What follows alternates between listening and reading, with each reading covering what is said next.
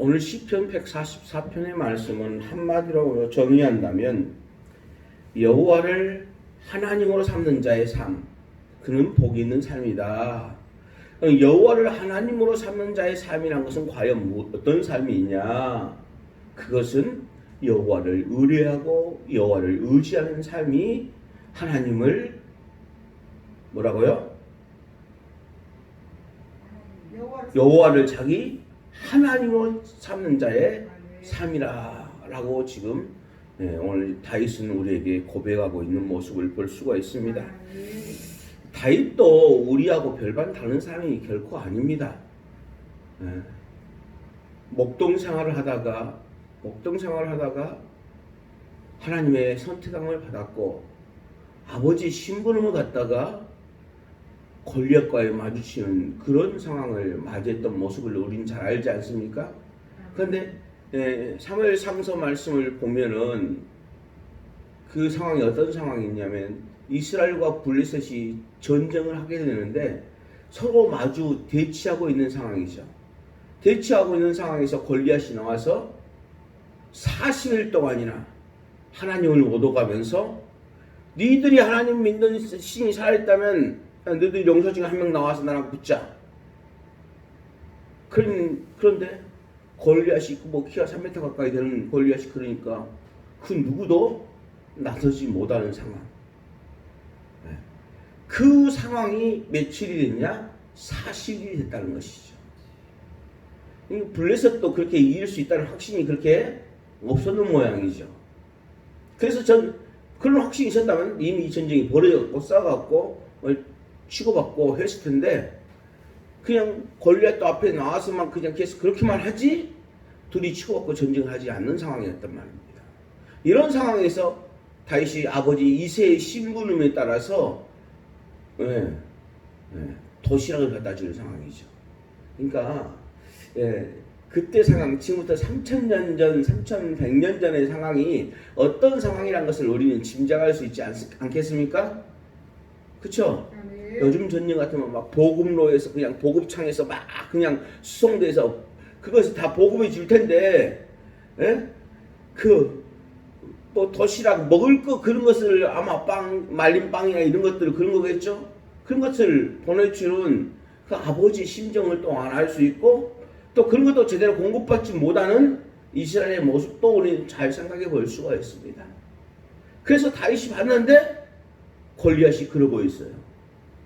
이 모습을 본 다윗은 의분을 참지 못하고 싸우러 나갑니다. 그래서 그 이후로부터 다윗의 일생은 일생 전쟁하는 일생이 되는 모습을 볼 수 있죠. 그래서 다윗이 성전을 짓고자 했지만은 하나님께서는 너는 피를 너무 많이 흘렸다. 넌 내 집을 지을 수 없다라고 했을 때 다윗은 그게 실망하거나 낙심하지 않고 또 자기 아들 때 솔로몬 때 성전이 지어질 것을 믿고 성전을 지을 준비를 다 해놓는 다윗의 모습을 우리가 볼 수가 있는 것이죠. 이런 모든 다윗의 인생 여정에서 다윗이 어떻게 여호와만을 하나님으로 의지하였느냐라는 것입니다. 전에도 말씀드렸지만은 이스라엘 백성들이 가나안 땅에 가기 전에 가나안 땅에는 온갖 잡신이 다 있었습니다. 무슨 말이 되십니까? 온갖 잡신이 다 있었는데 그런 잡신 중에 한 신의 이름이 뭐냐면 엘입니다. 엘은 하나님이라는 뜻입니다. 우리가 생각하는 지금 하나님이 아니라 전능자 뭐 이런 뜻입니다. 이해가 되시죠? 거기에 바알, 아세라 뭐 온갖 신이 있었던 것처럼 그 중에 신의 이름의 하나가 엘이라는 신이 있었습니다. 그래서 가나안 땅에 있었던 사람들은 그 신을 섬기고 있었단 말이죠. 그런데 하나님은 자기가 누구냐? 나는 여호와다. 난 스스로 있는 자다. 내가 창조주다. 라고 말씀하면서 그 엘이 전능자가 아니라 누가 전능자다? 내가 전능자야. 내가 진짜 엘이다. 내가 하나님이다. 그리고 창세기 1장에 보면 이제 하나님이 우리의 모양과 우리 형상을 따라 그러죠. 그거는 엘의 복수가 엘로힘입니다. 엘로힘. 그 우리들이라고 표현됐는데, 그러니까 이것은 삼위일체 하나님이 구약에 표현되어 있는 것이죠. 그래서 구약에 보면 여호와의 영, 여호와의 신 이런 말이 나오죠. 하나님의 아들, 이런 말이 나옵니다. 그것은 신약 성경을 볼 때 하나님의 아들 예수 그리스도, 그 다음에 성령으로 표현되는 것이죠. 무슨 말이 되시죠? 그렇기 때문에 가나안 땅에 있는 사람들은 자기들이 믿는 신이 예를 들어 바알이라는 이름도 가졌고 아세라는 이름도 가졌고 여러 가지 이름을 가졌지만은 그가 바로 하나님이라고 엘이라고 생각을 했단 말입니다. 무슨 말이 되십니까? 그러니까 나중에 우리가 나중에 엘리야 시대 때 엘리야가 바알과 아세라 선지자하고 대결하지 않습니까? 그러면서 이스라엘 백성들이 말하지 않습니까? 만약 바알이 하나님이면 바알을 쫓아라. 바알이 엘이면 바알을 쫓아라. 그러나 여호와가 하나님이면 누구를 쫓아라? 여호와를 쫓아라. 둘 중 하나 선택을 하라. 이렇게 말씀하는 모습을 볼 수가 있는 것입니다. 아시겠죠? 무슨 말씀인지? 하나님은 그러니까 우리는 쉽게 이제 하나님이라 표현하지만은 사실 하나님의 이름은 여호와입니다. 그리고 사실 여호와라는 이름도 정확히 모릅니다. 왜? 그 이름이 너무 걸고하니까 그 이름을 사용하지 않았어요. 그러다 보니까 이제 거기에다가 이제 이렇게 이스라엘 백성들이 이제 이름을 붙이는 것이 바로 아도나이란 말입니다. 아도나이, 주님이다 이렇게 표현하는 것입니다. 그래서 우리가 지금 우리가 하나님 여호와 하나님도 말하기도 하고 기도할 때도 주님이라고 말하기도 하죠. 그러니까 다른 것은 아닙니다. 다른 것은 아닙니다. 여호와의 원형이 뭐다? 학자들이 많습니다. 특별히 순복음교회나 이런 교회에서 뭐라고 그래요? 야훼라고 말하죠. 야훼가 원형에 가깝긴 가깝습니다. 그러나 그것이 원래 여호와 하나님의 이름인 것은 아닙니다. 무슨 말이겠죠? 여호와라는 의미도 음력을 붙여서 여호와일 것이다 이렇게 생각하고 우리가 이름을 부르는 것입니다. 이런 것까지 목사님들이 자주 이야기하지 않는 이유는 뭐냐? 개인 성도들이 헷갈릴까봐. 성도들이 헷갈릴까봐 이야기를 안 하는 거예요. 제가 저번에도 성탄절의 기원에 대해서 말씀을 드렸죠? 우리가 12월 25일을 크리스마스 성탄절을 지내지만은 예수님이 크리스마스에 태어난 거 아니에요. 태어난 거 아니에요. 원래 로마 사람들이 태양신의 축제일을 지키는 거예요. 로마에서는 태양신이 제일 높다고 생각을 했단 말이죠. 그쵸? 그런데 예수님이 죽음을 이기시고 부활하셨을 뿐만 아니라 그 예수님이 태어난 날은 예수님은 태양신보다 더 위대하시다 라고 생각했기 때문에 그 로마가 기독교를 국교로 삼으면서 그 원래 지키던 태양신의 축제일을 변경시켜가지고 그날을 크리스마스로 삼았다는 거죠. 알겠습니까? 무슨 말인지? 그렇다고 해서 성탄절 크리스마스 시키지 마라 이런 말이 아닙니다. 그것을 원유를 잘 알아야 됩니다. 자, 오늘 본문 넘어가서 기타 소리가 많았는데 오늘 다윗이 여호와를 자기 하나님으로 삼는 백성은 복이 있도다 그러는데 여호와를 자기 하나님으로 삼는 백성은 어떤 사람이냐? 먼저 1절 말씀을 보니까 뭐라고 그랬어요? 나의 반석이신 여호와를 찬송하리로다. 그가 내 손을 가르쳐 싸우게 하시며 손가락을 가르쳐 전쟁하게 하시는도다. 아멘. 여호와 하나님을 의뢰하는 자에게는 하나님께서 어떤 은총을 주신다고요? 가르치신다는 거죠. 가르쳐 싸우게 하시고 손가락을 가르쳐 전쟁하게 하신다는 것입니다. 한마디로 말하면 능력을 주신다는 것입니다. 여호와를 의뢰하는 자에게 능력을 주신다는 거예요. 만약에 여러분 생각해 보시기 바랍니다. 여호와께서 능력을 주지 않았다면 다윗이 어떻게 골리앗을 죽일 수 있습니까? 그래 안 그래요? 맞습니다. 그때 다윗의 나이가 몇 살인데? 수도 없이 여러 번 제가 말씀드렸습니다. 절대로 17, 8세가 될 수가 없습니다. 절대로. 왜냐하면은 전쟁에 나가는 사람은 20살 이상이 전쟁에 나갑니다. 그런데 첫째 엘리야, 둘째 삼마, 셋째 아미나답 이 전쟁에 나갔습니다. 그 다음에 다윗의 아버지 이세에게는 넷째, 다섯째, 여섯째, 일곱째가 있고요. 다윗은 여덟째입니다. 그러면 쌍둥이 태어났고 그렇다면 17살 될 수 있네. 19, 18, 17 이렇게 될 수 있지만은 그런 일이 별로 없어요. 그렇죠? 그렇다고 본다면은 다윗은 15세 이하라고 볼 수 있는 것이죠. 그런 다윗이 어떻게 골리앗을 이길 수 있습니까? 그것은 누가 능력을 주셨기에?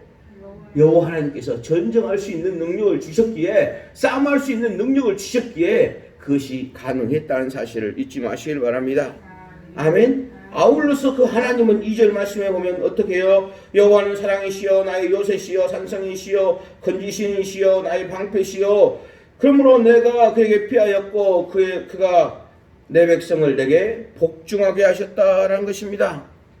하나님께서 다윗을 안전하게 지키시고 보호하셨다는 것입니다. 하나님을 의뢰하는 자에게, 하나님을 의지하는 자에게 하나님은 그렇게 하신다는 것입니다. 그래서 나중에 다윗이 지도자가 되고 다윗이 왕이 될 때 백성들이 다윗에게 복종할 수 있도록 그렇게 역사하셨다는 사실이죠. 아울러서 3절에 보면 뭐라고요? 여호와여 사람이 무엇이기에 주께서 그를 알아주시며 인생이 무엇이기에 그를 생각하시나이까. 이것은 사람으로 표현됐지만 이것을 더 정확하게 표현한다면 누구요? 나 다윗이 무엇이기에, 내가 무엇이기에 하나님이 나를 사랑하시고 나를 알아주시고 나를 생각하시고 나를 축복하십니까? 라는 것이죠.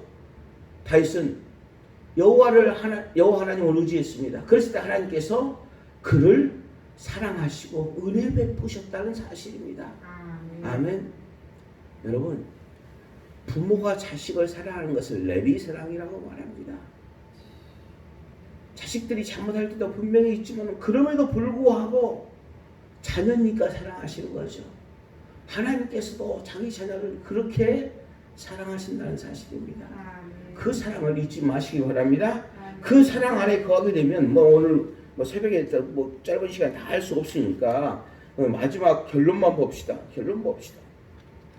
12절부터 보면 우리 아들들은 어리다가 장성한 나무들과 같고 우리 딸들은 궁전의 양식대로 아름답게 다듬은 모퉁이 뜰과 같으며 우리 곳간에는 백곡이 가득하며 우리 양은 들에서 천천만만으로 번성하며 우리 젖소는 힘 무겁게 실었으며 또 우리를 침노하는 일이나 우리가 나가 막는 일이 없으며 우리 거리에는 슬피 부르짖음이 없을진데 이러한 백성은 복이 있나니 여호와를 자기 하나님으로 삼는 백성은 복이 있도다. 이와 같은 복을 받는다는 것입니다. 그런데 이와 같은 복을 받는데 우리가 읽지 않았지만 4절 이하의 말씀에 보면 쭉 힘들고 어려운 고난이 분명히 있다는 것입니다. 그러나 그런 가운데도 여호와 하나님을 의지하면은 12절부터의 말씀처럼 하나님께서 자녀들이 잘되게 하시고 또한 곳간에는 풍성함이 가득하게 하시고요 슬피 부르짖음이 없는 놀라운 복과 은총을 주신다는 것입니다. 어저께 설교 말씀드린 것처럼 대가가 없는 축복은 없습니다. 희생하지 않고 어떤 결과를 얻으려고 하면 안 됩니다. 다윗이 자기 목숨을 내놓는 골리앗과의 싸움에 나갔기 때문에 다윗이 그건 놀라운 영웅이 됐죠. 그래요? 그래 안 그래요? 그런데 아이고 무서워하고 뒤로 빠졌다면요, 그런 일들은 있을 수가 절대로 없습니다. 자기 희생하고 그리고 자기가 어떤 고통과 고난을 겪는 것이 있어야만이 성공이 주어지고 놀라운 은총과 복이 주어진다는 사실을 잊지 마시길 바랍니다. 다윗 한 사람 때문에 이스라엘 전체가 사는 역사가 나타났습니다. 아, 오늘 저와 여러분들 때문에 여러분들 가정과 교회와 여러분들 주변이 살아나는 역사가 있기를 간절히 축복합니다. 기도하겠습니다. 하나님 아버지 은혜를 감사합니다. 우리를 사랑하시사 붙드시고 인도하심에 감사를 드립니다. 특별히 새벽을 깨어고 주 앞에 나온 사랑하는 성도들을 기억하시고 은혜 주시옵기를 원합니다. 우리가 한날을 살아가며 아니 우리 일생을 살아가며 여호와를 자기 하나님으로 삼는 백성, 그가 진정 복 있는 백성이고 그 여호와를 하나님으로 삼는 백성은 누구냐? 여호와를 의리하는 사람이라는 사실을 함께 상고했사오니 오 주여 우리를 붙드시고 어떠한 상황이 우리 앞에 놓일지라도 원망과 불평하기보다는 감사의 조건을 찾게 하시고 하나님을 의지하게 하옵소서. 한날의 삶을 지키게 온전히 부탁드리며 예수님의 이름으로 기도하옵나이다. 아멘.